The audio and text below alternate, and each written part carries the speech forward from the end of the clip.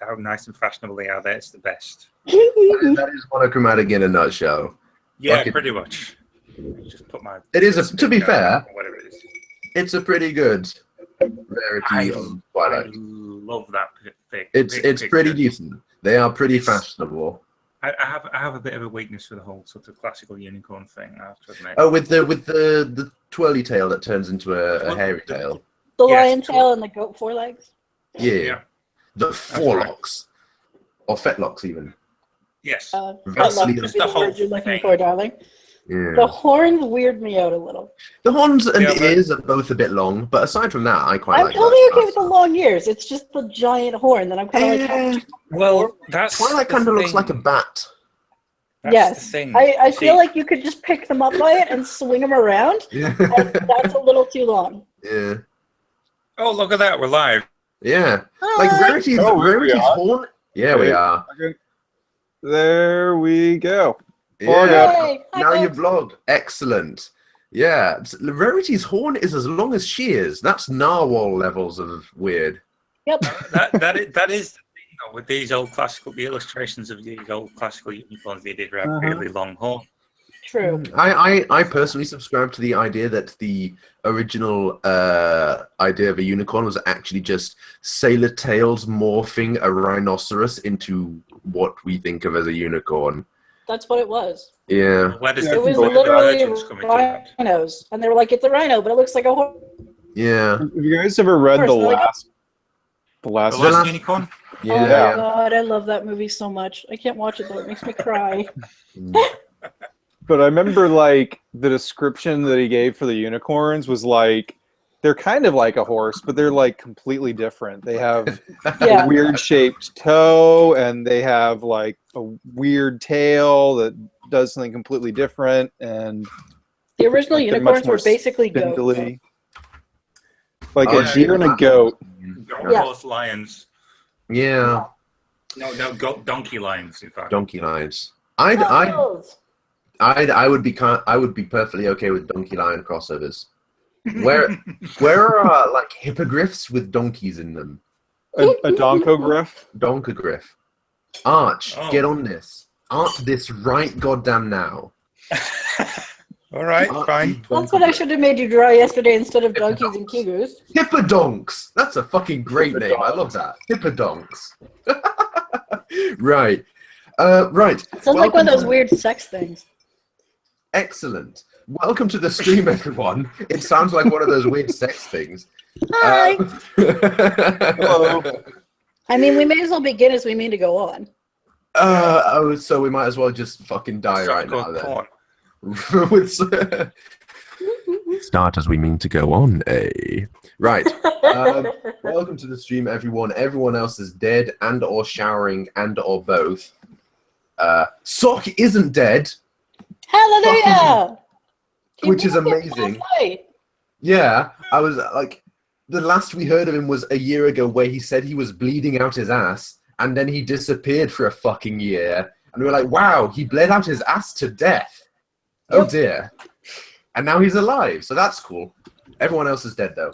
Or in the shower. Welcome to the stream, Solo Citizen, who we've managed to draft in as a replacement angel for the moment. Thank you for having me here, by the way. Yeah, this is fun. I've like, God damn it, Ferret. But yeah, this is good, man. I've been reading your stories for a fair while, and I'm very excited to be having Planet Hell starting updated again. Oh yeah. So. Yes. Unripped for that. Everyone else is dead, but that story lives on apparently. Hallelujah. Coming back. So expect us to have many questions for myself and Ferret regarding these stories. Don't look at me. Go right ahead. Yeah. You haven't read them? No. You haven't read? Oh, that's shit. Ferret, come on. This is the first. I'm busy reading everything fucking else. Yeah, apparently so.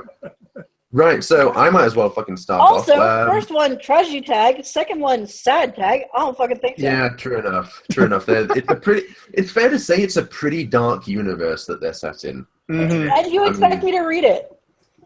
Yeah, but you read everything else, so what the Yeah, fuck? I don't read sad tragedy and grim. Yeah, Thank you very much. I think That's the true.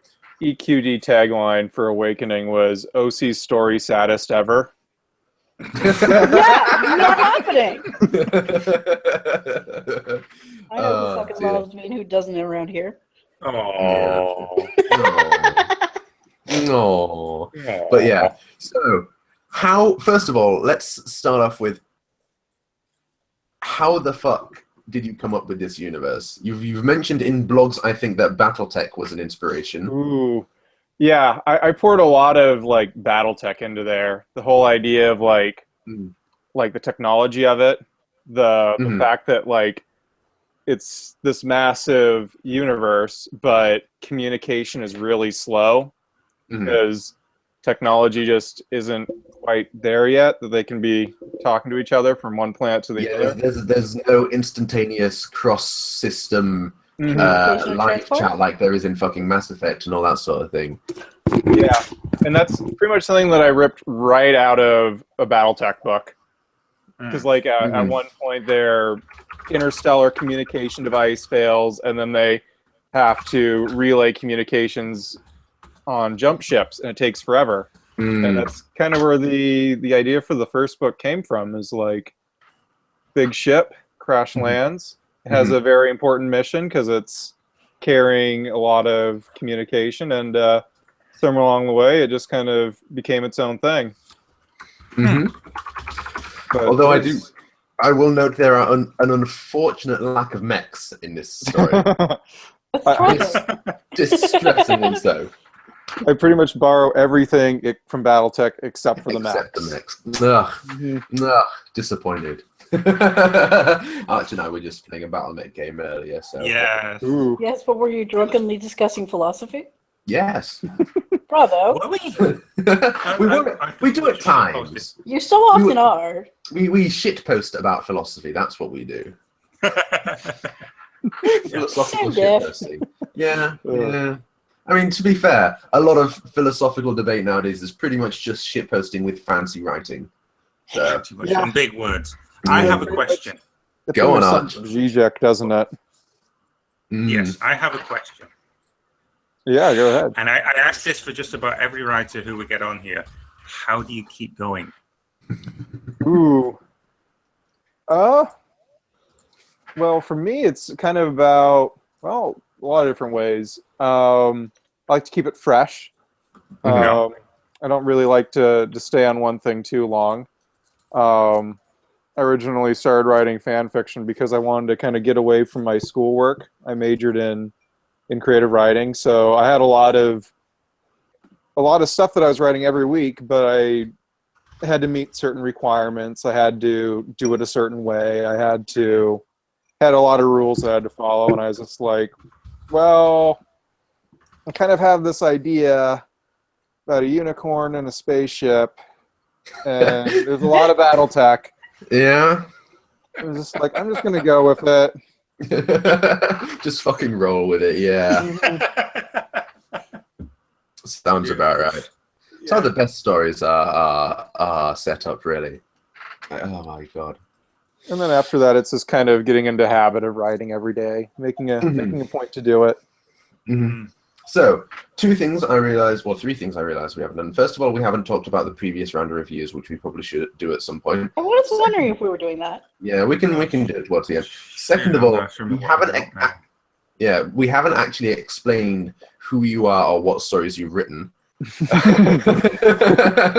So let's start with that then. So we've been out of the loop for so long. Yeah, please introduce yourself. Well, I'm Solo Citizen. Been writing since forever, but been posting to FimFic for, oh gosh, I'm not entirely sure when. Was it 2012? Awakening went up? Signed up 2012, yeah. Yes.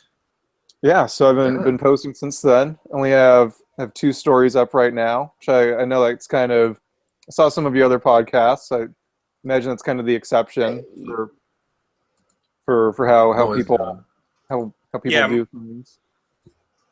But I wrote Awakening and Planet Hell, and Planet Hell is currently posting, actually. Mm-hmm. Awakening was approved so long ago. It was approved by NTSTS. So that's yeah. Let's not open that can of worms, please. Yeah. Not opening it, just acknowledging the can of worms on the shelf, just like, so that's Making sure. Let's walk past it. Oh dear. So yeah, Awakening is an alternate universe sci-fi. Well, is it alternate universe? Does the alternate universe really count if it's supposed to be like set in the far future? Yeah. I feel like calling it alternate universe is a bit sketchy if that's the case. Like if it's happening in current times or previous times, yeah, that's always been my general say definition. Like that's not the case. But way in the future, I feel like tagging it AU is a bit. Yeah, that's always been my general definition. Is that if canon show cannot exist in the same universe as this, it's alternate universe. Whereas far off in the future, who the fuck knows? Yeah. So, I don't know. I get so much leeway though. It's almost kind of like an alternate universe. Yeah, that's the counter argument really. Like there's a fair amount of difference between Awakening and standard MLP FAM. So I heard there's one reviewer, I forget where it was. I don't think it was Twilight's Library or Twilight's Bookshelf. Trying to remember. It just don't right now though. It's going to come to me later. Someplace Twilight's name may have been involved in it. Yeah, exactly. But someone wrote, I lost that too. I'm working on that. We'll come back to you. Here we go. It borrows more thematically from the show than it does anything else. Yeah, that sounds. And the fact that they're Technicolor quadrupeds. That too. Like the fact that they're ponies and the fact that it shares a lot of the similar sort of themes in a way. Yeah. So, oh dear. In my mind, it was always kind of the wider arc of the series was always kind of a retelling of the show, kind of like Lumina. I can. It's definitely got vibes of the sort of reincarnation cycle going on with it, you know. I mean, I'm fairly sure that's pretty intentional. Yeah, pretty intentional. But that was also something that kind of like emerged as I was writing it. But with like Lumina and discovering magic and friendship as well. Yeah. In a fairly unlikely place, it has to be said. And she gets a dragon who accompanies her. I did notice that. I was a few chapters afterwards. I was like, hang on a mo. And then Discord and the Changelings appear in the later series too. We don't want to give too much spoilers just for those who haven't read yet. Like, Arch, have you read either of this gentleman's stories? They're in the tag though, so I feel like that's not. They are. Interesting. I hadn't noticed that. But they're doing the same kind of. It's a story that I feel will be right up your alley, Arch, if you haven't read it already. The Awakening story, primarily. I shall send you a link to that one. But yeah. No, I've actually read Awakening. Oh, you read the entire thing. Hey. Yeah. Was it? Yeah, it's I'm trying to remember when I read it. It must have been a couple of years ago now. It's kind of skipped. I think I did add it to a couple of my favorites folders, the world building and science fiction. So I must have enjoyed, and I've given it a number as well. So I must have enjoyed it. Oh, thank you. Hey. No, it's let's just pick a random chapter here and have a quick look again. Oh yeah. Oh yeah, I remember this. Yeah, I did enjoy this. This was a good story. I don't know why. Yeah. And the sequel is now no longer dead, so. Oh, good. That's a good reason for me to start reading it then. Oh dear. No, I think I got to. What was the last chapter? I'll just have a quick peek at that. Yeah. Yeah. I'm gonna have to read this again because I obviously did enjoy it. Yeah. Well, thank you. You are going to have to read this again. It's a damn good story. I think I'm going to have to because it honestly, just having a quick peek through it, it does look like the kind of story that bears multiple readings. Hey, someone is no longer dead and or showering. Hello. He's clean Hello. and undead? Yeah. It's all of the above. It's Halloween, so I can be undead. Yeah, True this enough. is true. Oh God. Okay. So yeah, small story time. Never mind. I was in London earlier today, meeting up with some Horseword people. Dubs Rewatch. Right off Horseword people. Yeah, right off Horseword people specifically, like Dubs Rewatcher and stuff like that. And it was only after we'd spent a few hours there that I realised that this is Halloween weekend, basically. Mm-hmm. And a lot of Londoners were in costume. Some of the costumes were costumes I'd rather not seen. One of them even reminded me of the Filmpic approval queue. Oh, do tell. We were in Five Guys late Saturday night, and you know, I was chowing down on my lovely Five Guys burgers and fries, and this gentleman walked past our table to go to the restroom, as the Americans say, and his costume was a diaper. Oh, Jesus. Grossly oversized diaper. And I mean, that was his better that it wasn't undersized. You know, but a bulging diaper in itself is kind of worse. Yeah. Yeah. And that was his entire costume, aside from a bonnet. At fucking 8 o'clock in the evening in central London on a cold day. I mean, a decade or two ago, that's kind of forgivable because, like, Zentai suits weren't as popular since they started marketing them as morph suits. But these days, no. There are body suits you can get for like $20. Yeah. That said, which part of London were you in? At that point, we were in the general area around Paddington Station, I think. If I'm not misremembering, I might be misremembering. Because I know earlier today we were in Regent's Park in that sort of general area. And of course, I remember because there are inevitably certain parts of London where that kind of attire would be normal. Yeah, that's true. I remember where the I'm trying to remember where they are. I would rather forget where they are. Let's put it that way. Spent many years trying to forget. Yeah, I have a feeling I'll be doing the same. That's why I've got this wine. From a very generous Frenchman who turned up and started giving everyone food, including Dubs got some 99% chocolate. Wow. Oh, wow. Ooh, yeah, 99%. Wow. And the other 1% was cocoa butter. So, yeah.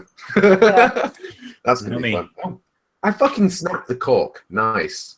Bravo. Excellent. Good job, me. This fucking cork is awful. Like, it was a nightmare to get into, and apparently it's just broken off in my fucking hands. So whatever. See, that's why I got one of those replacement corks that you just have like. Oh, the plasticky ones. Yeah, I'm gonna put one of those in this eventually, but I was just like, well, fuck it. I'm only opening this 5 minutes before the stream. I might as well, you know, not bother with that. But and now it's completely knackered. I've learned the error of my ways. Yes. Let me just use this my microphone's intruding. Oh no. It just wants the attention, that's all. Ooh, I heard that. Yeah. I think everyone heard that. It's like Justin, tell us how it tastes once you taste it.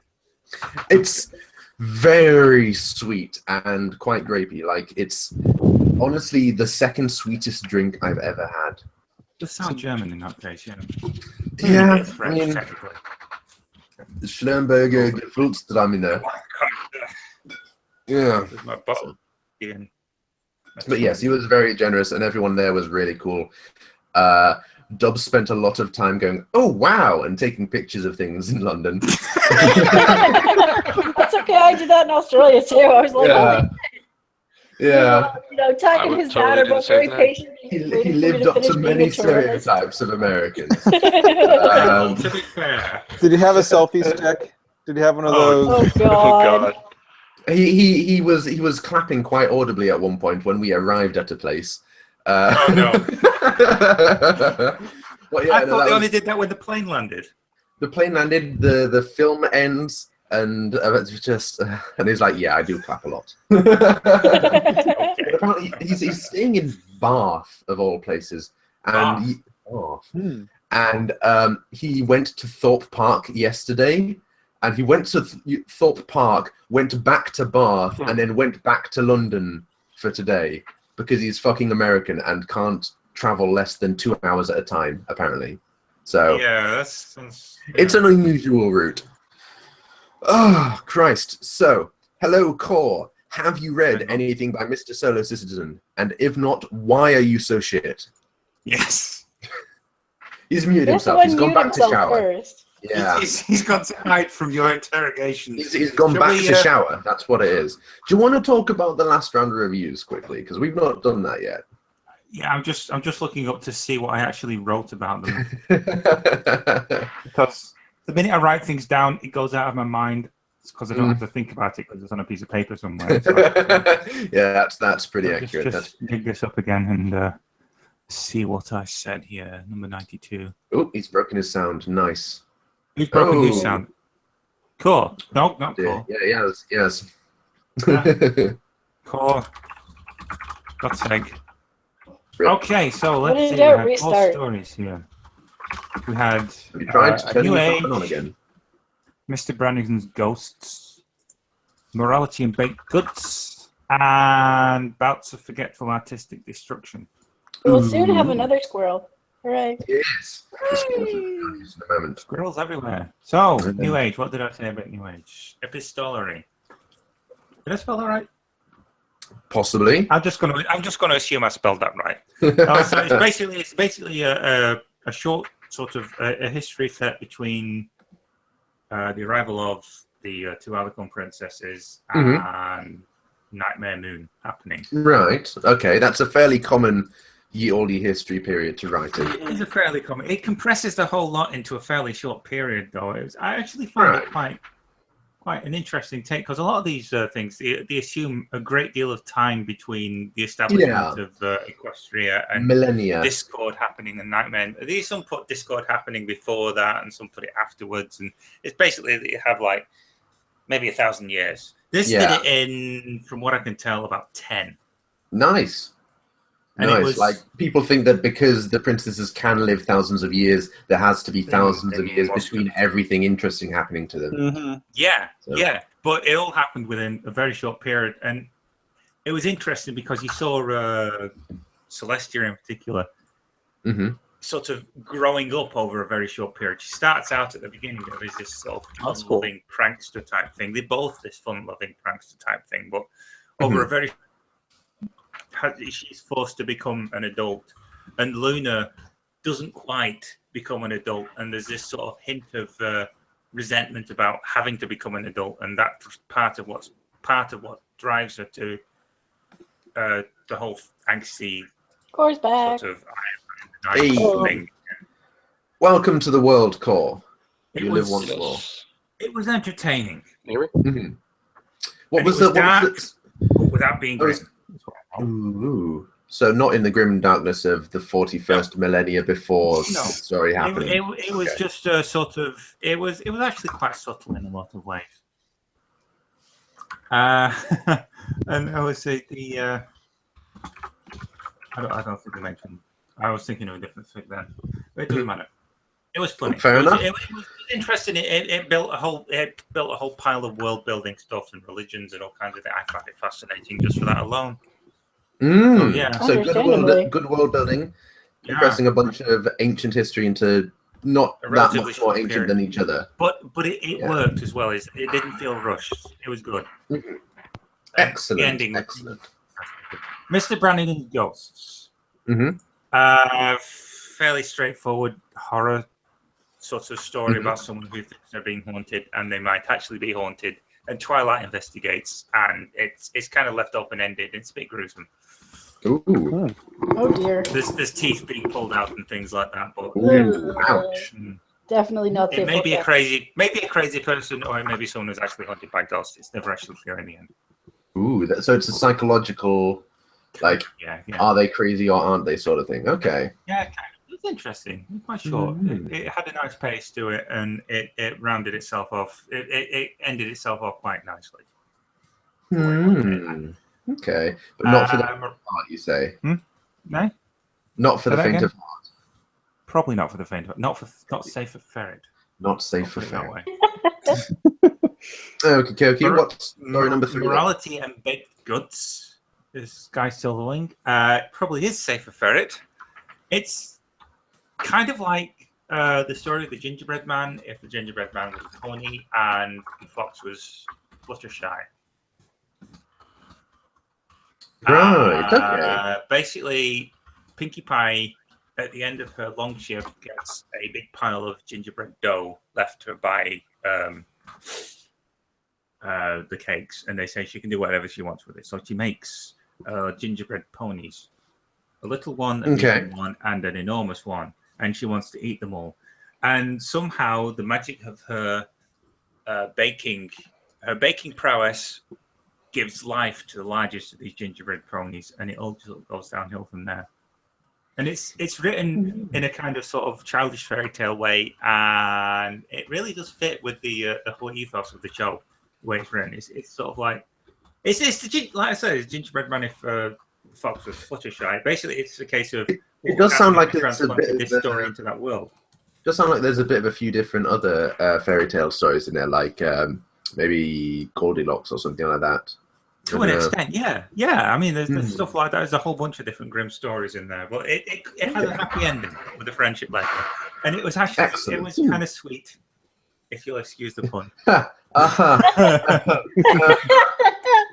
The entire story, the entire story is told from almost the entire story is told from the perspective of the gingerbread pony learning how to exist. But in a simplistic way, in not a sort of a deep, angsty sort of everything's horrible and I'm destined to die from being sucked in water way and I'm going to be eaten. It's just cute. I'm reminded of a Cyanide and Happiness comic where a gingerbread man sits alone in his gingerbread house. Is the house made of flesh, or is he made of house? He screams, for he does not know. Yeah, I remember that comic. That was beautiful. Didn't it end up with it being eaten? No, it was a 4-page comic for 4-panel comic for that one. So that's right, yeah. It shows up on my Facebook feed every now and then too. Yeah, you might be thinking of a different one about an existentially challenged gingerbread man. Right, story number 4 then, Arch. Number 4. Bouts of forgetful artistic destruction by hoof-biting action overlord. Ooh, that's a familiar name. This was, I'm not entirely sure how to describe it. It kind of resonated with me quite a lot for various reasons that some people are probably aware of and others probably aren't. The whole story... Are there donkeys?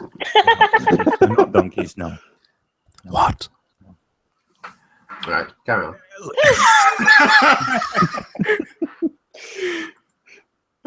Yeah, rather less entertaining reasons, unfortunately. Damn. Yeah, I know. It's terrible.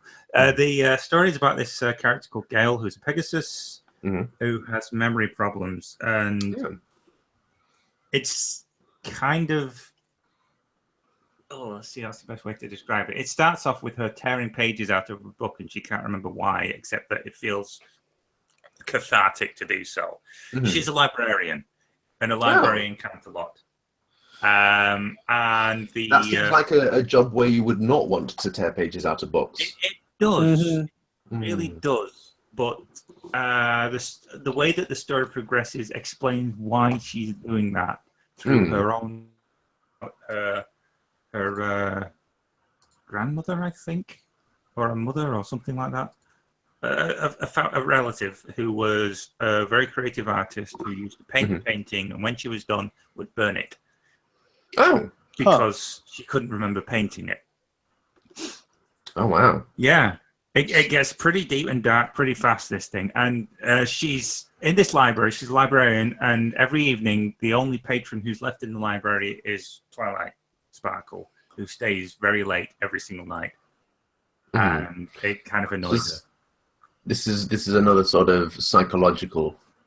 Kind of, yeah. I mean, it's more an exploration of Gale as a character coming to terms with the fact that she is essentially suffering a Pegasus version of early onset dementia, and she can feel it coming on.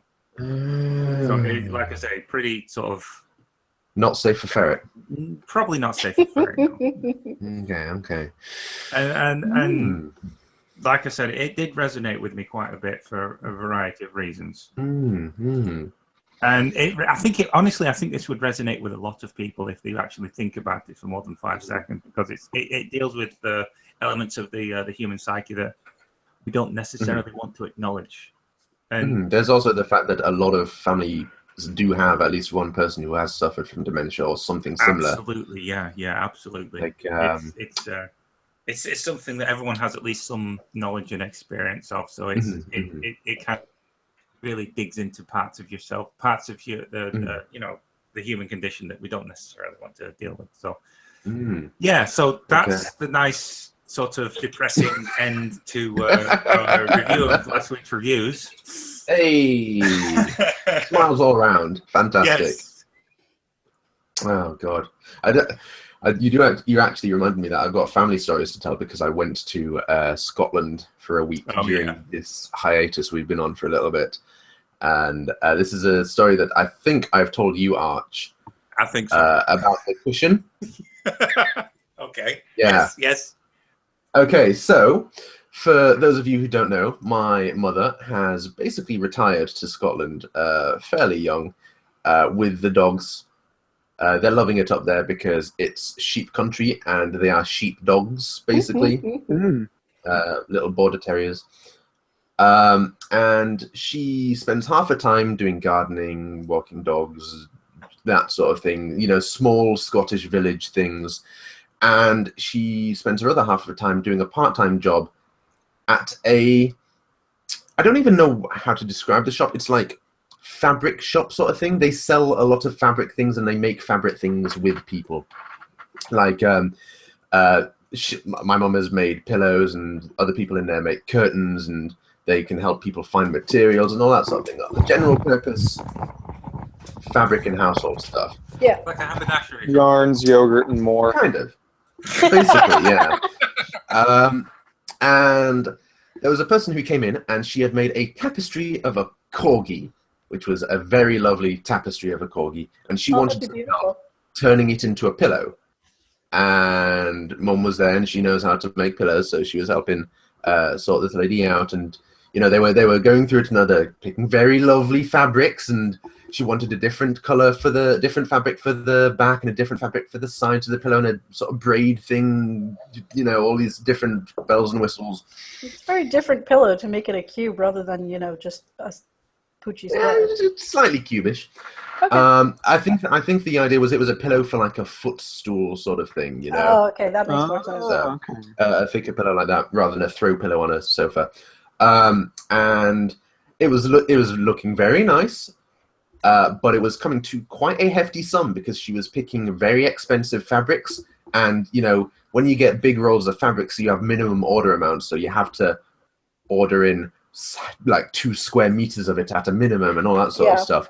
And she was like, she was talking to this customer, and she was like, well, this looks absolutely gorgeous, but it's going to run a lot of money. Like, if we order in all of these things you want, that's going to be 300 something quid to make this pillow. Which is, it's a fucking expensive pillow. And the lady just smiled and said, oh, that's no worry. It's a present, and it's not every year you turn 90. And my mum just looked at her, just said, I'll be right back. Went into the back office and talked to the manager, who's been there for 30 odd years, and was like, do you know who this lady is? She's about to spend £400 on making a pillow. And he's like, oh yes, that's the Duchess of Roxbury. She's a lovely. Wow. She's going down to London in a couple of weeks, don't you know? Like, going down to London with a very expensive corgi pillow as a gift to someone who's turning 90. My mum made a pillow for the Queen. Did you take photos? So apparently there is a corgi pillow somewhere in Buckingham Palace that my mum helped make, which is fucking great. I love the idea of the Queen having corgi themed like bits of Buckingham Palace. That's fucking great. I just feel bad for her because my mom used to collect cow stuff, and it literally becomes this thing where it stops being your hobby and it becomes shorthand for everybody else to buy you presents, to the point you're like, I'm so sick of this shit I collect now because everybody buys it for me. And I'm so willing to bet money that's what it's turned into for her, where she's just like, oh, for fuck's sake, I like the dog. Stop buying me corgi shit. You can say that, but there was a family friend who really liked Indian elephants to the point where everyone got her Indian elephant gifts, and even like a few years ago, she's like, "Yes, elephants! That's awesome! Fucking great!" Oh no! Now I'm imagining the Queen doing a dance around the room every time she gets. Yeah. Corgi! Fuck yeah, corgis! God save me! Yes. How does the corgi song go? It's like, I'm the true Prince of Wales and the Queen loves me. What? You guys I'm not ever heard familiar that? with this song. There's this woman who makes songs about all the different dog breeds out there, and some of them are just mildly offensive. Like, I remember one of the song about the Chihuahua was titled "Here Comes the Mexican." And Wow. it was just like, okay. But she made a song about corgis, and that was one of the lyrics was, I'm the true Prince of Wales and the Queen loves me. Okay. And and the rest of it is Deedalight, Deedalight, corgi, or something like that. But it's one of the most ridiculous things that you'll hear out there. I can't help but be reminded of the oh god, what is that website where it's literally just a series of corgi gifs playing on loop, and you can then just sort of God. I don't know. Right. Apparently she's getting rid of the corgis. What? Wait, what? The end of an era. No more corgis for Queen Elizabeth. I'm shocked. What? Me too. After that pillow too, nonetheless. Yeah. Maybe she's hit her limit. Declined a gift Yeah. of 2 or 4 puppies from her granddaughter Beatrice with concerns about her own health as the main motivation. She is worried with too many dogs around her feet, she'll trip and hurt herself badly. Oh well, I mean, turning down a gift of more dogs when you have like 13, that's fairly understandable. Like, I don't blame her for that. No, totally not. But yes. Oh dear. Now she's going to become the crazy cat person, but with corgis. Oh, okay, I didn't realize she has an advisor called Monty Roberts. What a name! What's her name, indeed? What if it was your pillow that sent her your mom's pillow that tipped her over the edge? Yeah, for all the like, broken camel's back. this is the final straw. I've had it with all this corgi shit. I see one more no corgi. Fucking more. I see one more present, and it's corgi. Yeah. I'm done.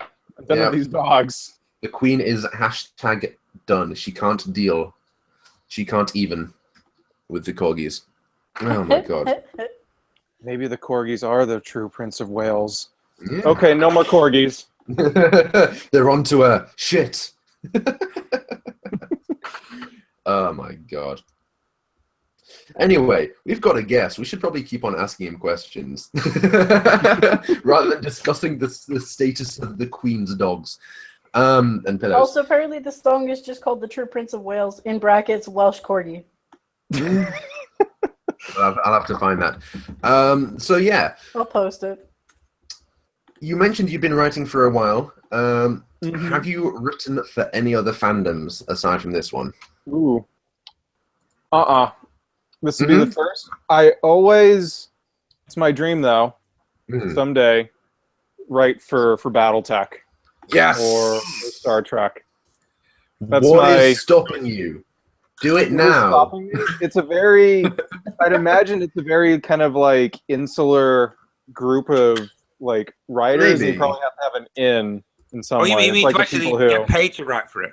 Yeah, no, I want to be like, I want to like walk into a dollar store and then like and turn see left your and then stories on the see shelf. on the dollar like bookshelf like a BattleTech book with some 80s trash on it.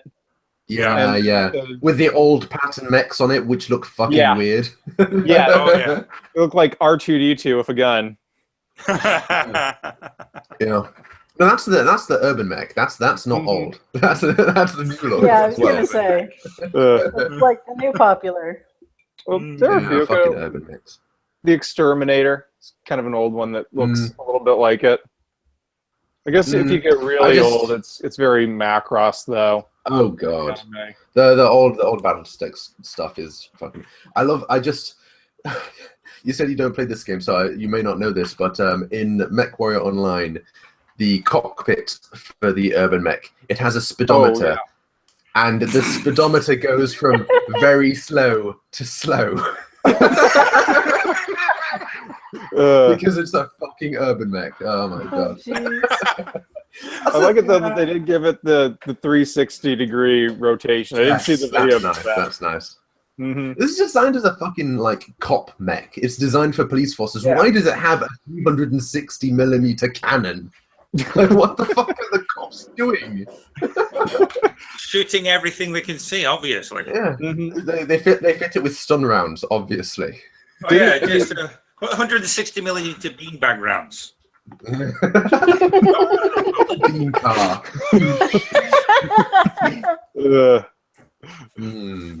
There's like a little clown face on the front that it fires from.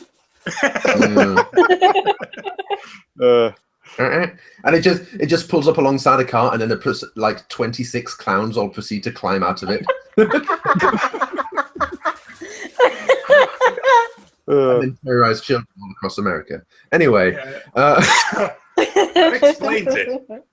You have weird fucking trends, America. Why the fuck do you have people dressing up as clowns? That's been happening over here as well, you know. You mean the Juggalos or the Killer Clowns? We have two different groups of crazy clowns. Yeah. You have to specify which group of clowns are you talking about. Exactly.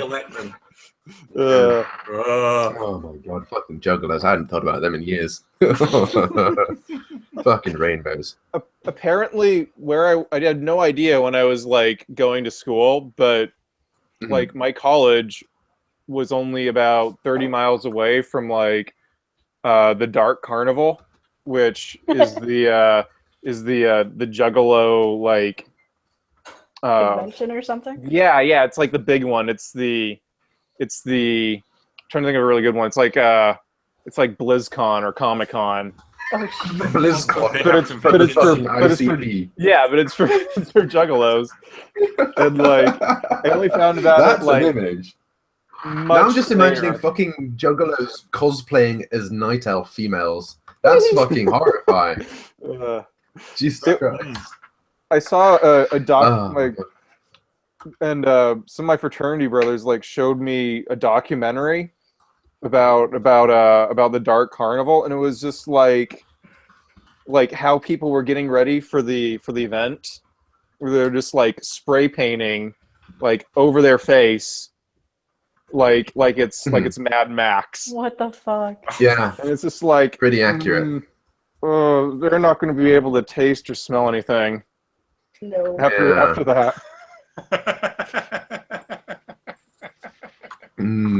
I mean, to be fair, they weren't using a lot of their senses even before then. I don't.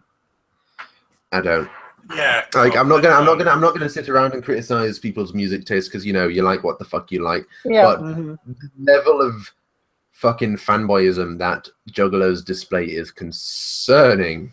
Holy hell. That's why Juggalos was a thing for a while. I remember that actually. I remember seeing posters for that. That was fucking hilarious. I'm just trying to imagine that actually happening. It would be quite a sight. I imagine death. Death would occur. Violence and death. There is no good end to that story. I'm not sure they'd be able to get to the violence. Yeah, Christ. Yeah. Right. Oh my god. So we've asked about your dream of becoming a BattleTech writer. We have to ask. Star Trek writer as well. Yeah. Just kind of, yeah. Kind of side goals. Oh God! Speaking of Star Trek stuff, I was at the local mall the other day, and they had a pumpkin carving contest for all the local schools, and it was Star Wars. And somebody submitted a pumpkin that's painted in like space colors, and then in silver ink, I boldly submitted a Star Trek pumpkin to a Star Wars contest. Very bold. It was adorable. Oh, dearie me. Everything died for me for a second then. Oh no! Who did? Oh no! Everything. Oh no! Everything. Everything is dying right now except for Sock. He's the one thing we've got that isn't dying. Thank God. Yeah. Yeah.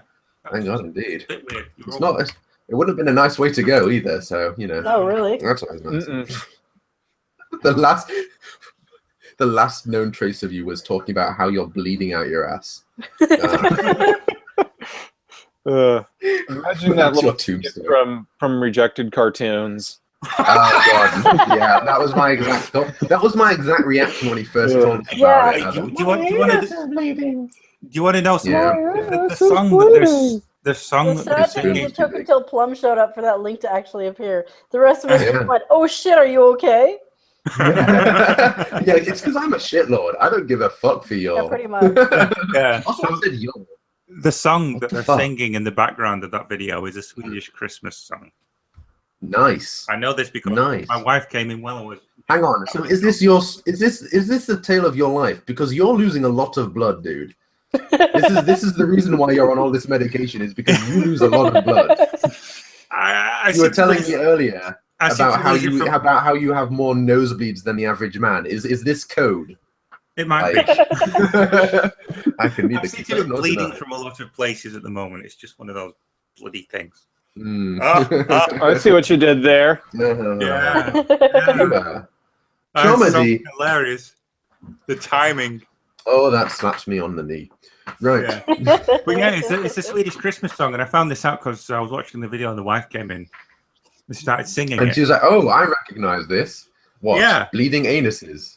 You're just like, darling, is there something you're not telling me? Is this like announcing you're pregnant by knitting baby booties? That's Finnish. That's Finnish songs, all their death metal about bleeding asses and all that.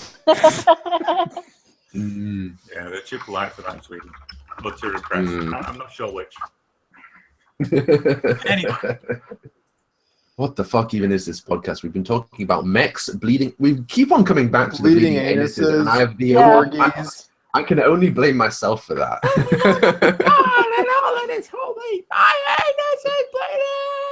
Yeah! I'm so glad other people remember it. It seems recently a lot of people have been rediscovering old memes from the internet, old memes. Oh god. And it's just like so many things I thought I'd buried in the dark recesses of my mind. So many old Flash animations from like albino black sheep and fuckers like him. Like, oh my god! I wonder whatever happened to the guy who did rejected cartoons. Apparently, he still works in advertising. Yeah, as long as nobody ever associates it with you, you're fine. He did add his name to the video. But to be fair, apparently people in advertising are pretty weird, so I guess that's how you get away with it. Yeah, I've worked with people who work in advertising. Can confirm. Some of them are normal. Some of them are just a bit strange. Bit off. Bit off. A little bit mad men. Fun.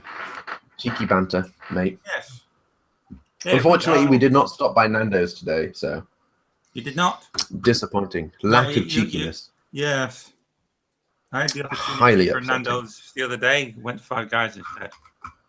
Yeah, that's basically what we did. And then we bumped into a man in a diaper, and I said, "Oh well." I regret my life choices that have led me to this situation where I'm watching a man in a diaper walk through this restaurant.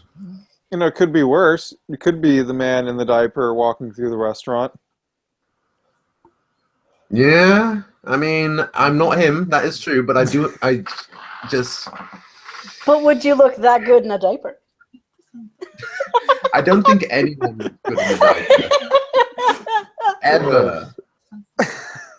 ever. Ferret, please. Please, Ferret. I want to be able to forget the Fimfic queue for one goddamn day.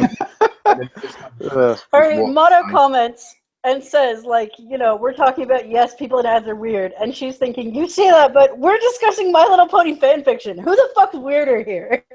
Yeah. And she's kind of got a point. But we're better than the people who write My Little Pony fan fiction about the diapers. We're definitely better than that. Come on, don't kink shame. If that's your thing, go for it. For the love of Christ, keep it out of public. There's a fucking limit, you know? Like, if that's your thing, by all means. But there's a reason your bedroom has a door. Jesus fucking So Christ. if we want to change the subject, yes, please. I did one of those escape room things yesterday. Oh yeah, how was it? Since I think there was mostly just discussion about we hope you're not claustrophobic. Or like I said in the chat, I'm the opposite of claustrophobic. I once fell asleep in an MRI machine. That's fucking great. Well, first of all, why were you getting MRI'd? That was such a low concern to you that you could happily just go, yeah, I'll take a nap. Well, if I'll be honest, they thought I had either Crohn's disease or cancer. I was like, oh yeah, because of your bloodness. Oh wait, no, actually, no, super low iron. Now I remember. No, this was a separate issue. This was my shoulder. Oh, yeah. Oh, this wasn't that. This was the different. They scanned me quite a few times. Are you bleeding out of your shoulder now? Is that what's happening? I don't think so. I was He's bleeding from the shoulder and anus. I was bleeding out between my shoulder blades the other day. I don't know how I managed that one. Yeah. What'd you do? Back into a spear? I'm gonna blame the cats. I'm pretty sure. When in doubt, blame Bonbon. Yeah, pretty much. No, this was because of the some sort of tendon damage or something in my shoulder that I've had since I fell off a bike. 90s. Yeah. Is this like your whole "I fell off a cliff" thing? No, this was before I fell off the cliff. Really? Oh, you fell off a cliff? You have a habit of falling off things. Okay. You did a blog post about it. It freaked me the fuck out. So to tell you the story about my escape room, I have to give you the context of the time I fell off a bike, the time I fell off a cliff. Yeah. Okay, I'll do that. Right, fine. Hold me right back. 1995, something like that. I was riding a bike, and for some reason I thought, I'll let go of the handlebars and keep cycling. And then, for some reason, I thought, I'll grab a hold of the left handbrake with my right hand. And I did that, and the wheel spun around my right. And then I flipped over the front and bounced. And brought my collarbone. What possesses you to think, I know what I should do while I'm on my bike? I should swap my hands and slam on the brakes. Excellent. I was 15. 15-year-olds are retarded morons. You were a fucking dumb 15-year-old. Yes. I hold my hands up and say, yes, I was basically an idiot. So I broke my collarbone, and it's been causing me problems for like 15, 20 years or whatever it is. So eventually I had to have a scan for it. Count. To be fair, not the dumbest thing I've heard of someone doing on a bike. Oh God. Is this story going to involve juggalos as well? Well, just leave? Might as well be. But Ow! A kid I knew and going to high school with took all the brakes off his bike. Ooh. And there's a lot of hills around this area. I live in Seattle proper, basically, which is nothing but hills. This is a good start. And yeah, it was like he took all the brakes off and all the bells and whistles to like save weight or something so he could go faster. And so he was really picking up speed down this long hill, and there was a car in front of him, Beetle. Oh no. And it stopped suddenly, and he goes through the back windshield. Christ. And then shatters his skull on the front windshield. And then wow. And that's why you should wear a helmet, folks. Yeah. Also, he wasn't wearing a helmet to similarly save weight. Jesus then, fucking Christ. This is the first time I've heard of someone rear-ending a car and then damaging themselves on the front goddamn windshield. That's legitimately impressive. And I think that like the passengers were so traumatized by seeing him fly through the windshield and just bleed all over everything. I think they ended up having to pay for not only to repair their car out of pocket, but also like therapy as well. To be fair, if you were just driving along and then suddenly there's a kid bleeding on your gear stick, like that'd be fucking traumatic. I wouldn't know what to do. He's probably dead because his face is just like his head and his face just looks like something out of Hellraiser. Fucking Christ. Jesus. So anyway. Yeah. Back on the story about you having an MRI scan. Yeah. No, the MRI scan was just all right. So basically you put you in the scanner. It's a long tube that kind of goes narrower towards the back end. They slide you in. So they had me hold my hand like this for some reason. Hold something or other. So they slide me in and I get to the back and I hear this banging noise starting, going like this. Bum, bum, bum, bum, bum, bum. And I'm just lying there thinking, this is going to take a while, isn't it? So I just close my eyes and I think, okay, I'll just wait. And then the next thing I know, they're like shaking me, wake up. And then I'd fallen asleep in the machine and hadn't noticed. Yeah. So basically that means I don't get claustrophobic. Yeah, so yeah, I did an escape room. I like how Arch, I went to an escape room, turns into Solo Citizen explaining about the time his friend went through a car the wrong way. Yes. Well, yeah. Is there a right way to go through a car?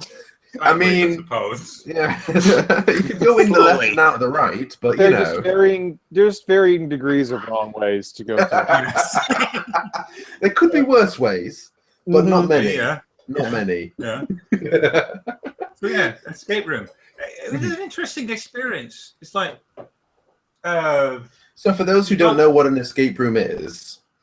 All right, so what an escape room is you go to a place, they lock you in a room, you have to solve a series of puzzles to get the key to get out again within a set time period, which in this case was an hour. And it can be one room, it can be several rooms, and it can have all sorts of different scenarios and things, and they can even have actors that take part in it.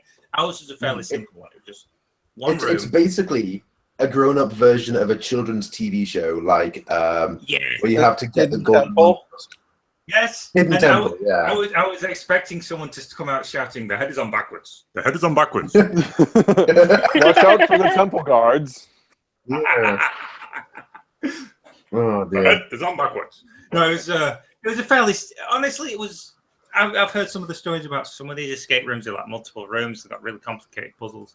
This one wasn't that complicated. It was just one room, but it was really engaging. It's like it was me and my wife and a friend who were there. Just trying to solve all these puzzles, trying to work together to get this whole thing. It's like it kind of showed us just how close our friendship was in a lot of ways, which was pretty cool. Jolly cooperation. Yes, and it was just a series of puzzles, and I got myself stuck on the idea that one of these puzzles was trying to solve it in binary because I'm a software developer. I think in binary and all kinds of stuff. I was wrong. It was Braille. No. But I wasted half an hour trying to solve this thing in binary. And what did it turn out to be? It turned out, like I said, it turned out to be Braille. Something to do with Cyrillic characters and Russian. And there was pictures of it was pretty cool though, because like you had to do combination locks and get keys to unlock other things to get more clues and go on and on and on. And we nearly got there. We had one lock left, and that would have given us the keys to the safe, and we would have got our way out. What happens if you win? Is there any reward for winning? Or Yeah, there's just a moral victory. You get get to leave. Otherwise, they just leave you in there. Arconix reporting from the room he failed to escape from. Yeah, I'm still locked in. Yeah. That's why the camera's so close. It's a very small room. Yeah. They were kind enough to lend you a microphone for this. Yeah, a very small, very bare room. They've not fed me for 2 days. Yeah. Bonbon's there too. She's, you know, she you couldn't scratched her way through the door. You were mentioning how you've been bleeding a lot. I think I know the reason. I think the reason is Bonbon. I think you might be right there, yeah. She's under my desk at the moment. If I move my feet, she scratches them. I was gonna say, she's under your desk. Aren't there wires under there? Are you sure you want her to be there? Is that really safe? No, it's not about safe for Bonbon. It's about safe for him on the podcast because she'll start pulling them out. That's what I'm talking about. Yeah. Yeah, pretty much. Jesus Christ. An occupational hazard. Yeah. Oh my God. The number of times that we've been like flying planes together or piloting mechs together, and then you'll get here, Bonbon, no! And his mech just stands still for a bit as he tries to deal with whatever Bonbon's doing. Yeah. No, the one that always sticks in my mind is when we were playing War Thunder, and yes, and we were in tanks. And you heard half of my Bonbon, and then my tank stopped, and that was it for the rest of the game. Yeah. I did eventually manage to log back in, and I had no sound. Yes, that was quite amusing. But yeah, Bonbon had found the cord that was Archer's Ethernet connection. Yeah, and pulled it out. And pulled it out. She does like to pull the cables out when he's not giving her enough attention. Yes. Oh dear. Yeah. Christ almighty. Right. Back to Solo Citizen, because we do have a guest today. Have there been any questions? Let's have a look. There's never any fucking questions. Of course Nobody ever asks him. I'll check the Seattle's Angels public chat. No, that's dead as well. Everything's dead. Old Greymane was talking about the Forgetful story that you added to the latest round of reviews. He says he's glad to see it here at last. A big fan, yes. It sounds really interesting. This is the one about the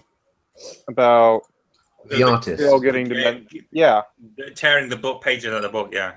That does sound really cool. I'm definitely gonna have to check these out. It's weird. I don't check out the rounds of reviews we do until after someone has gone on the podcast to explain what the stories are, and I'm like, oh, I should have read that by now.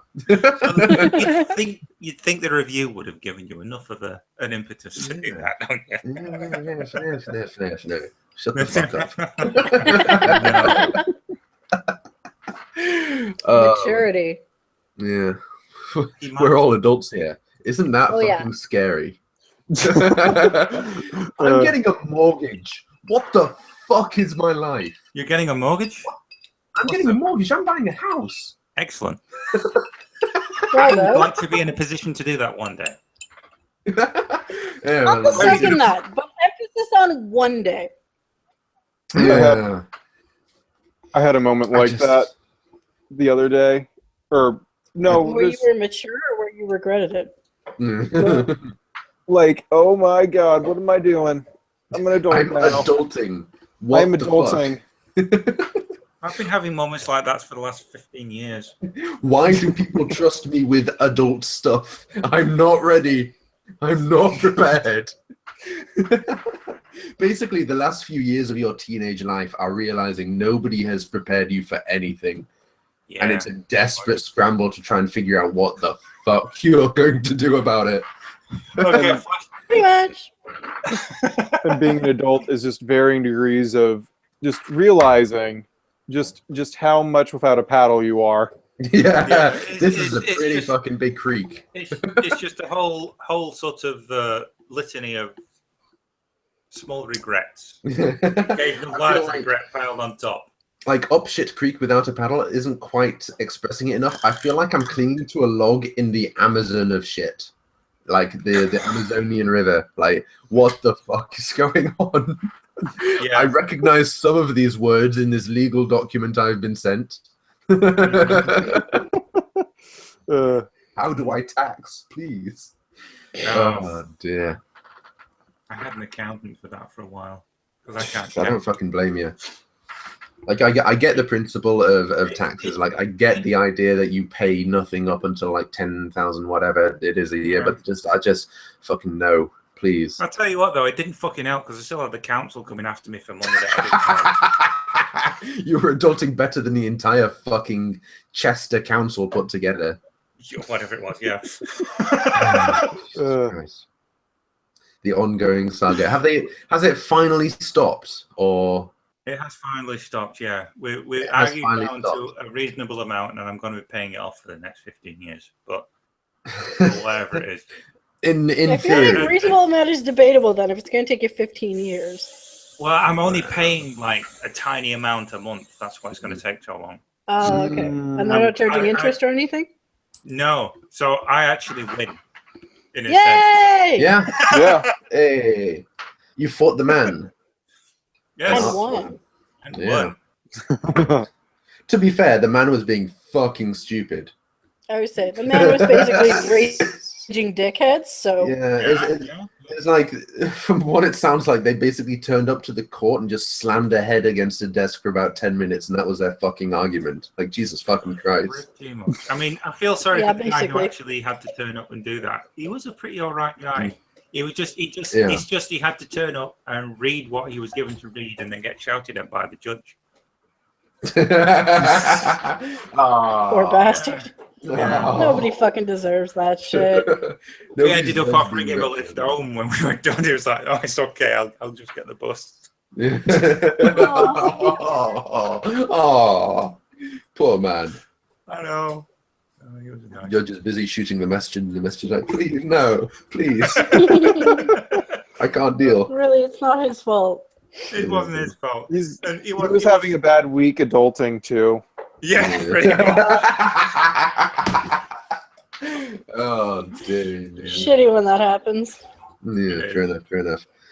FlashGen says he's been a quote-unquote adult for 4 years. He's still making it up. Yeah, I don't see that ending for me anytime soon. No. Yeah, I've been adulting for ages and I'm still faking it.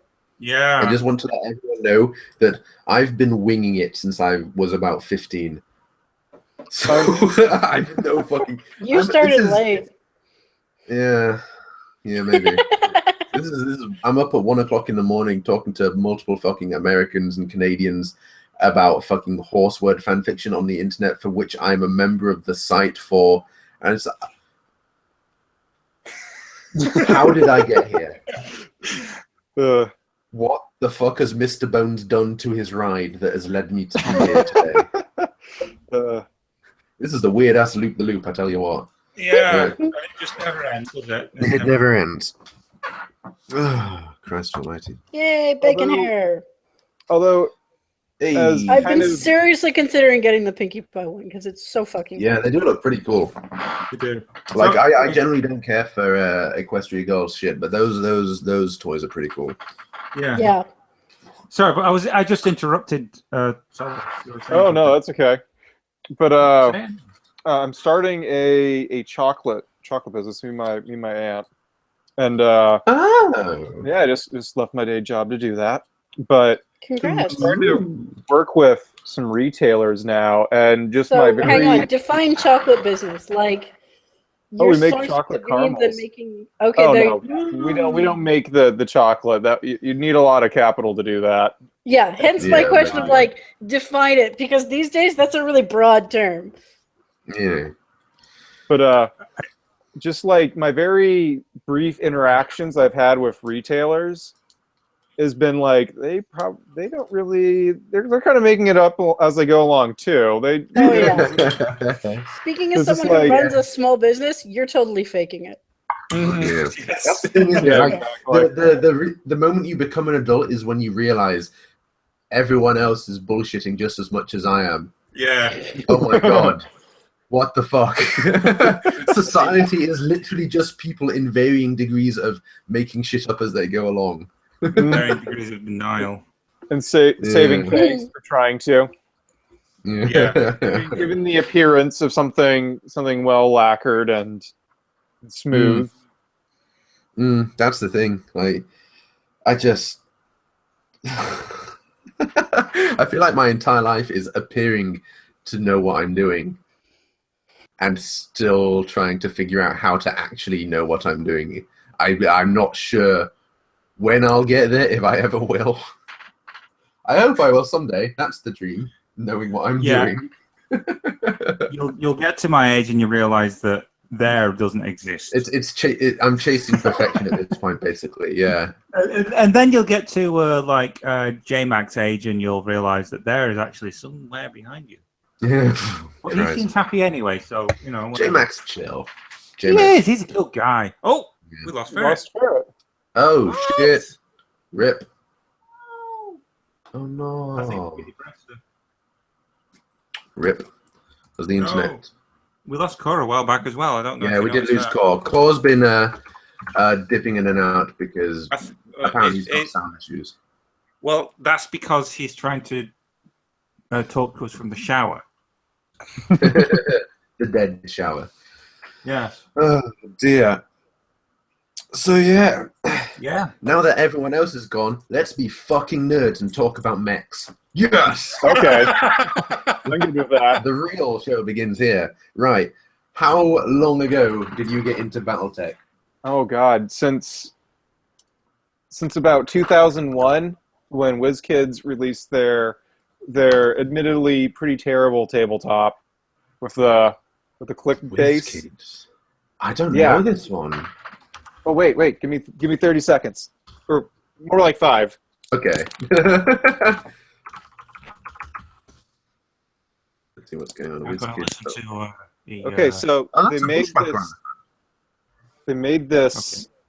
These let's have a look. Like HeroClick type mech BattleTech stuff, but with all the stats on the base, and you just like turn it around, and very quickly, it was really cool. I thought anyway, but they very quickly like ruined their own game. With like balancing and their business model wasn't too great. And then I think that they at one point were bought up by some people who made like baseball cards or something. Okay. I don't know. Exactly, but they were mismanaged. But like, that's how I got I'm looking at pictures right now. They seem to be pretty okay models. They seem alright. They're really cool. And I'm liking the art of a bushwhacker mech on the front of this thing. At least it appears. I think I'm looking at the right thing. I might not be at this point. I'll link it and find out. But it's definitely a bushwhacker. As many like of the cool models they have though, because they did a really cool job with like revamping some of the older stuff and introducing some new designs. But like they also did a lot of really derpy things. Like I remember that they hadn't every Atlas that they came out with, they made like 3 or 4 of them, different like sculpts for them, and they just ruined them every single time. Like one had abs on them. Really? One had yeah, no joke. Nice. It had abs. It's just like that's exactly what you want on your mech. You want it to flex. Yeah. That's the true way to intimidate people. Jesus fucking Christ. Oh my god, I want to find this now. I'm gonna look this up. I want to find this flexing Atlas. And then they made one with claws and spikes on it, and it looks like something out of 40K, which looks kind of cool in some ways, but also just like really missing the mark. Okay. Yeah. I think I prefer that to the Joel Schumacher Batman Atlas. Yeah. Abs. Yeah. Bloody hell. I think, admittedly, though, the MechWarrior Online guys do the coolest sculpts ever. Like there are definitely criticisms you could lay at MechWarrior Online, but their like actual design for the mechs is fucking top notch. Mm-hmm. Yeah, I mean, and I recently got back into it because I discovered Alpha Strike, which is a pretty new game. That's like BattleTech on a large scale, and the rules are kind of boiled down. But all the unit cards for their classic designs, they don't have the original art anymore in a lot of them. They're the MechWarrior Online Yeah, sculpts and artwork, and it's just like that's really cool. I don't really blame them for that. One thing that is absolutely killing me about MWO is how they've said that the time period it's set in is 3050, and they're not going to go beyond 3052. Because I'm just like, some of the fucking coolest mechs ever after that. Yeah, dude. Like the Raptor 2. The Raptor 2. It was a 40 tonner. It could run at 150 with mask. It had a taser capable of stunning an assault mech, and it could turn fucking invisible. I know, right? Yeah, you try and balance that in an online game, though. Come on. Yeah. Who the fuck cares about balance? I've got a fucking mech taser.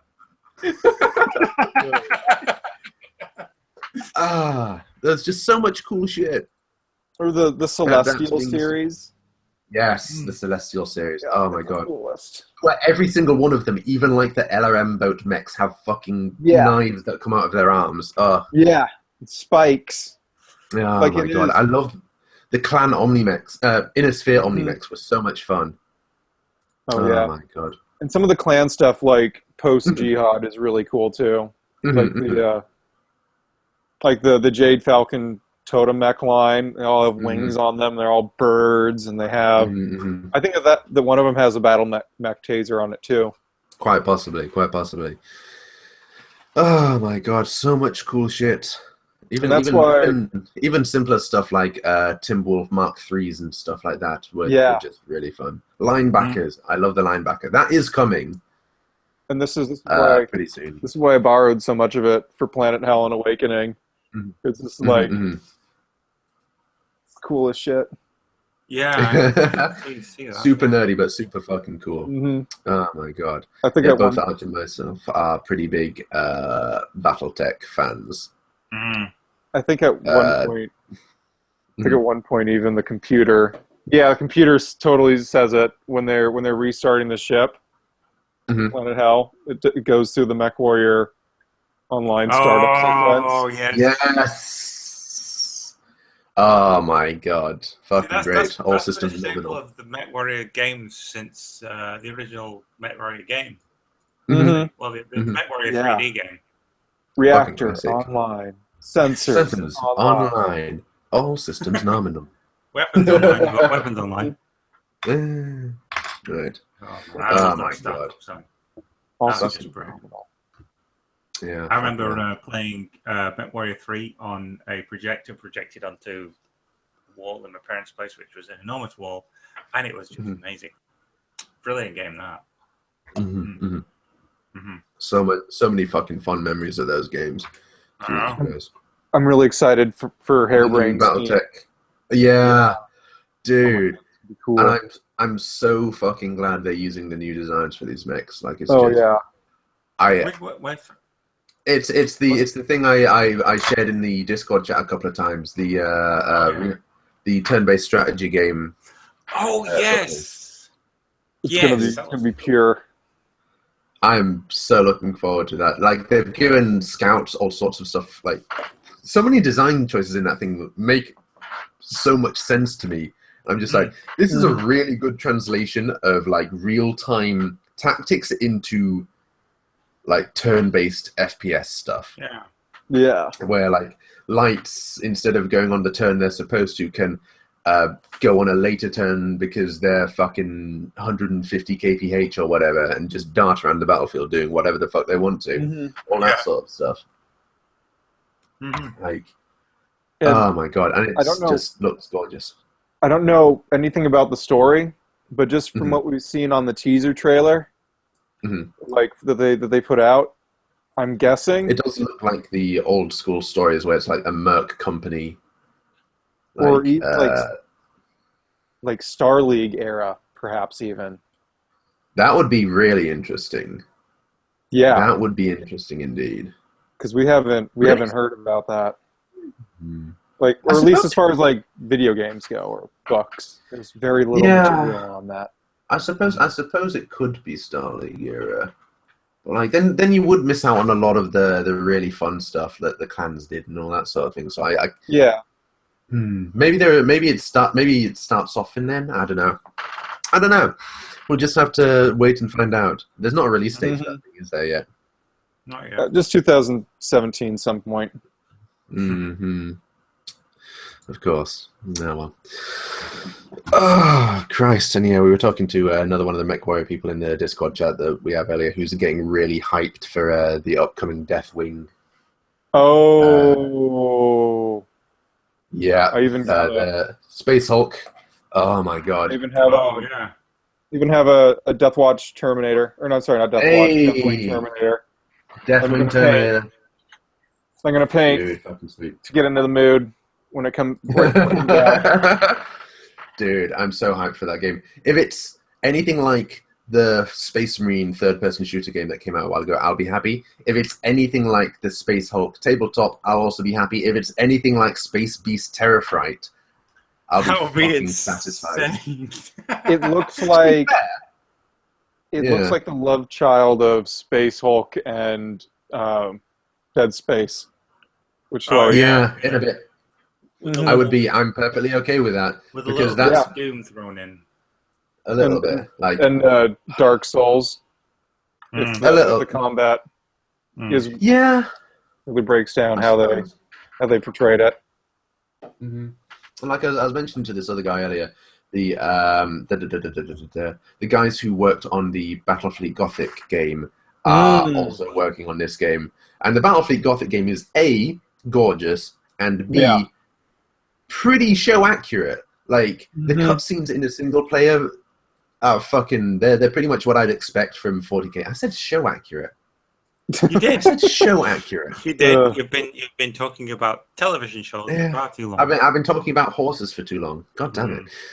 Horses in my 40K. How can I escape this? Right. Grim but yeah, like it. Our future. There are only horses. I think I've read that crossover. But yeah, like the cutscenes from the single player for Battlefleet Gothic are super. They're 40K as fuck. Like, I was super happy with that because I'm so sick of all these 40K games where it's just like, I don't know, chess with Space Marines for all the fucking story relevance it's got. They haven't been very good with managing their IP license. There wasn't like. It's really weird how Games Workshop have managed video game IPs with stuff. Like, for a long time, THQ was the only company that was allowed to even go near the 40K license, and they produced a bunch of games of varying quality. Fire Warrior was honestly quite a shit game, but it holds a special place in my heart. Like, because I used to fucking destroy my brother in the offline multiplayer mode. But yeah. And since THQ has gone belly up, they've kind of like said, fuck it. Everyone can do it. You can do Dark Angels, you can do Tyranid, you can do Blood Angels, you can do Blood Ravens, but not all of the Blood Ravens, because he gets some of the Blood Ravens. And it's just, they've been splitting it up all like 6 ways from something. It's like kind of weird, but at the same time, it has produced some pretty decent games, I guess. So, what the fuck do I know? There are some winners that float to the top of the cesspool. But, This is true. God. Dawn of War 3. Holy hell! Oh yeah, that looks.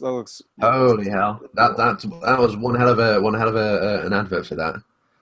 With a new like Titan-like things. I can't remember what they're called now. Knights. The Imperial Knight. Is that the one where they had the Space Marine who was just like, I'm so happy? Yeah, in a pile of skulls or whatever it was. Yeah. Yeah, that's the one. And I had the Imperial Knight fucking diving on top of an Eldar Titan with a fucking chainsaw through its chest.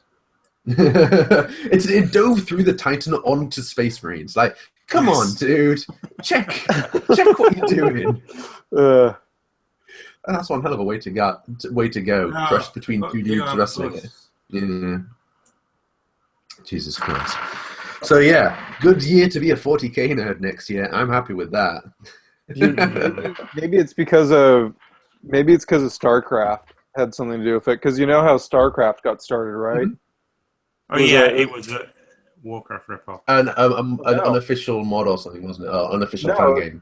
And they actually like made without permission a 40K game, and then with the idea of once we get it done, we'll show it to Games Workshop. Yeah. And we'll get permission to make it, and then they were like, "No."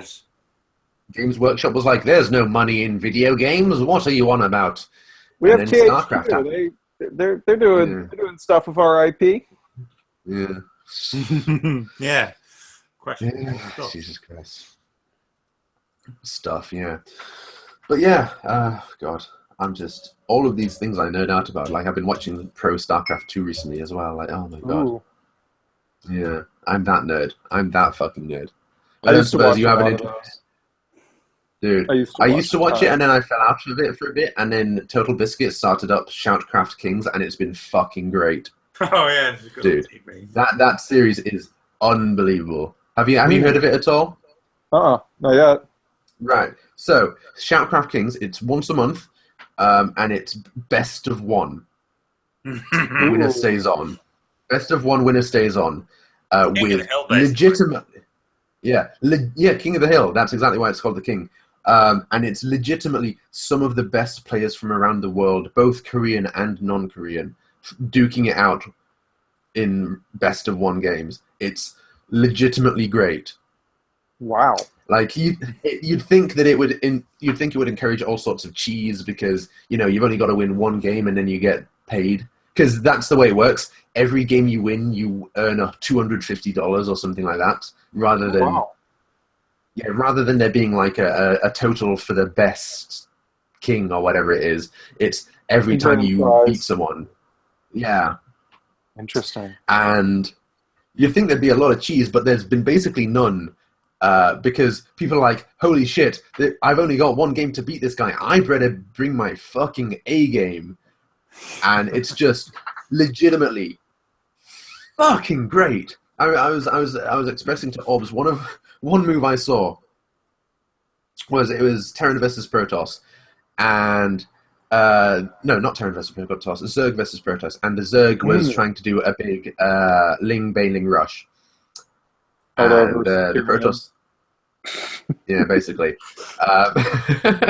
And the Protoss saw a bit of it coming. He backed off, got his sentries to snare all of the Lings, all of the Banelings in one big ring. Snared them all in one big ring, and then he collapsed a pile of rocks on top of them. Oh. Just wiped them all out in one fucking move. It was 10 out of 10. I died laughing at that. Man. Oh, Jesus. It's absolutely something to check out if you're into SC2 at all. Yeah, no, I used to watch watch a lot of competitive stuff when I don't know if he's still doing it, but Husky StarCraft. Yeah. He was making I videos. think he's still doing stuff. I've not watched any of Husky's stuff recently if he is, but I think he's still commentating and stuff. Was it him who did Bronze League Heroes? Yeah. Yeah. Oh my god. It's just fucking beautiful. Have you seen Liquid Snoot versus Titan? The game. There's an abridged version which is 40 minutes long. Because the real game lasted for over an hour. It was cast by TV, and I think it was also cast by Husky. I may be wrong on that. It was cast by two people at least, and it was the most ridiculous. It was another Zerg versus Protoss game, and it was just the most monstrously odd game I've ever seen. Where like you got all the tech ramped up, and you got carriers at one point. You got all these fucking swarm hosts. You got all of this, and then towards the end of it. Fucking not Snoot. Who was the other guy I mentioned? Titan. He ended up fucking doing all sorts of weird zealot run-bys into bases as swarm hosts were sieging his main, and he'd lost power because there's creep everywhere. And it's like it was the most unusual game I've ever seen. Like there were swarm hosts with like 30 building kills. was like, oh my god, this is ridiculous. I'll have to send you a link to that because I died laughing. But yeah, Jesus Christ, we've spent more time talking about BattleTech and StarCraft and Warhammer than we have about fucking stories. Fairly typical Hells Angels stream. Yeah, I have a writing workshop that I do weekly, and that's pretty much how it breaks down. Like we pretty much took the day off when they from actually talking about writing when the Deathwing trailer came out. I can appreciate that. Oh my god! It does look pretty cool though. It must say. Is it Unreal 4? It must be Unreal 4. Yeah, must be. Must be this one. Must be. If we say it enough times, it will be true. It must be.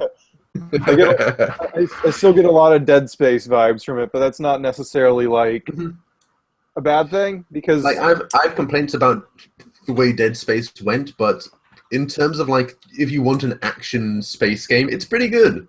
Yeah, like I have a lot of complaints about it, but something about the way things look, about the situation, about the claustrophobic environments and like I think the thing with Dead Space is Dead Space 2 and 3 were perfectly serviceable space action romps versus disgusting enemies.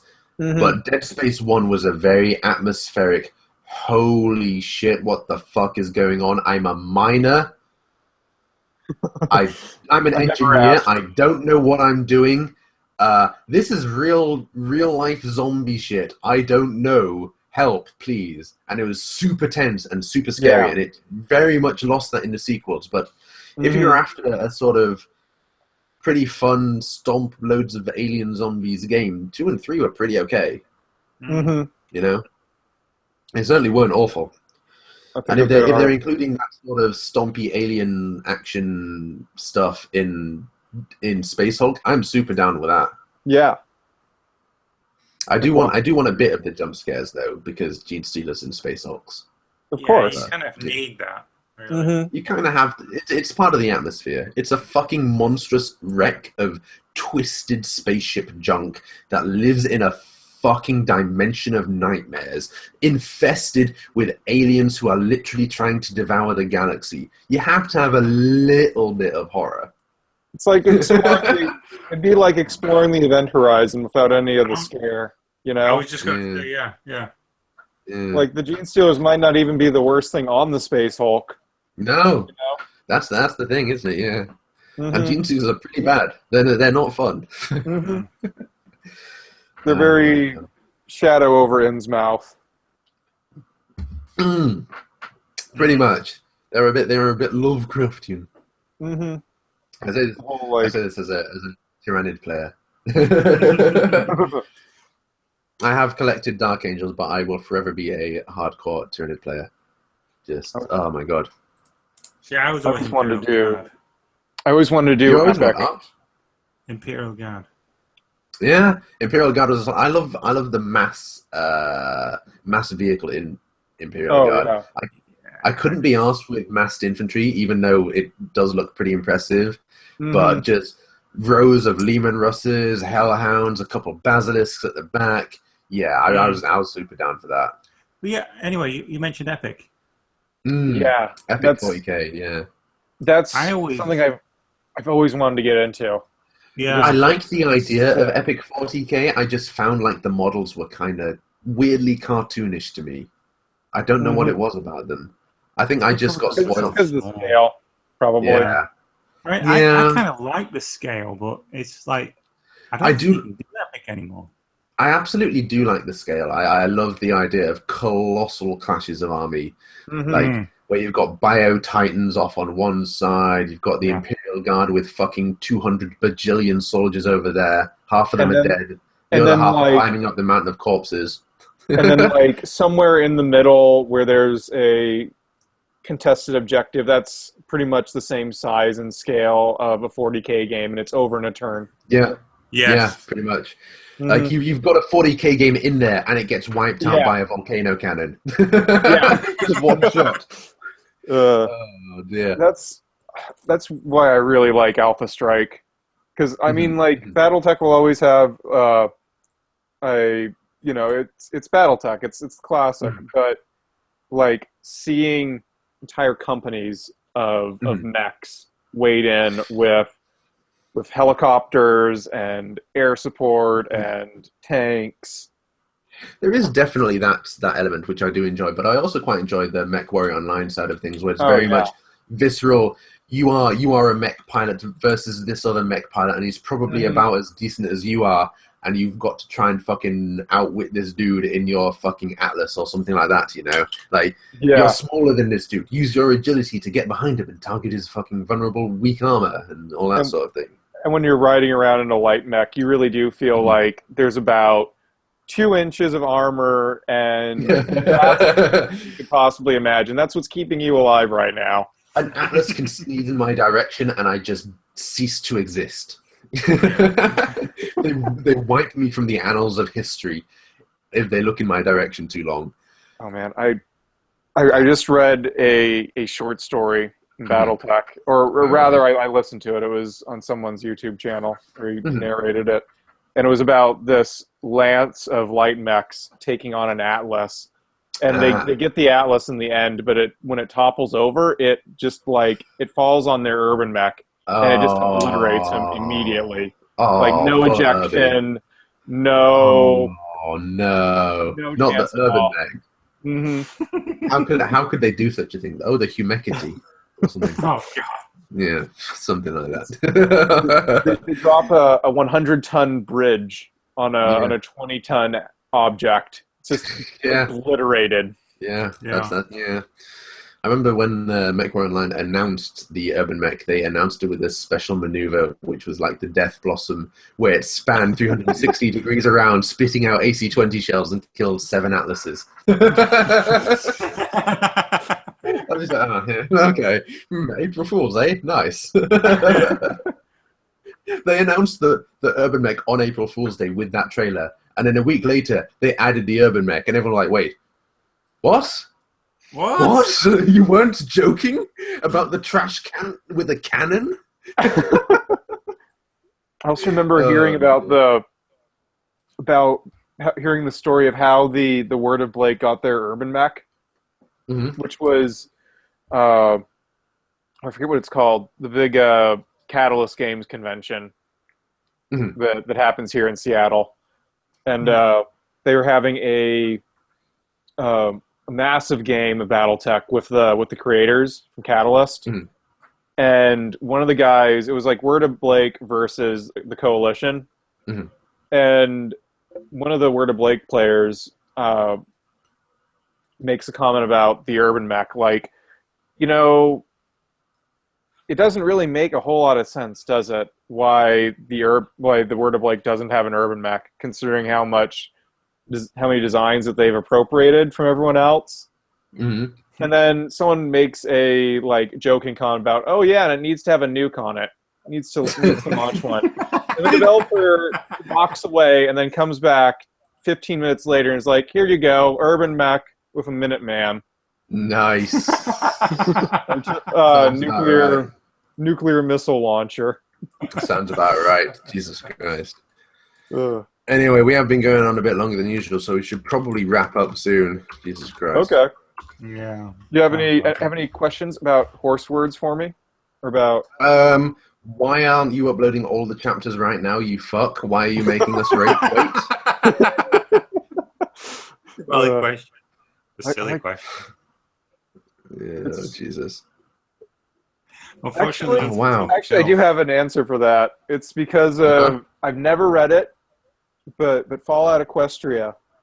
I was listening to Bronyville's a really old podcast of them, and they're talking about how it uploaded one chapter at a time, week after week, like a TV show. And I was just like, you know what? If I do this, that's how I have to do it. Oh dear. It has to be like tuning into what's Lost. Yes.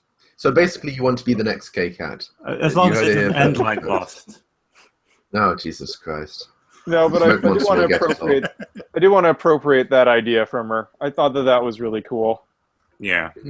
None of this. You have to wait 6 months for a chapter, BS, and then wait another 6 months for another. I'd rather do all the waiting more or less at once. Oh my god. There we go. You heard it here first, folks. More K-Cats on the way.